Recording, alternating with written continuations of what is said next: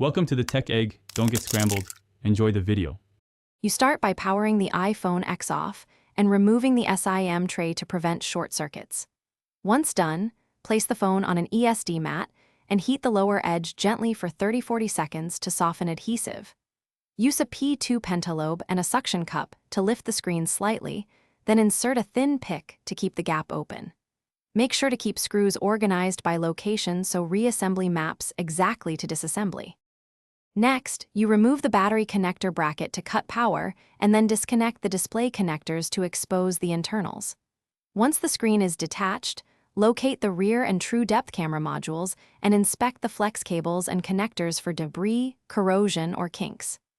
If a connector looks loose, clean contacts with isopropyl 90% and a soft brush. If a cable is creased, replace it. Make sure you keep the connector shields and screws. To finish, carefully reseat the camera connectors, reinstall the metal shields, and hand-tighten screws. Do not over-tighten them. Reconnect the battery last, position the display, press it into the adhesive channel, and power the phone on to test the camera app for focus, flash, and portrait functions. If you still see problems, swap in a known good camera module or run diagnostics.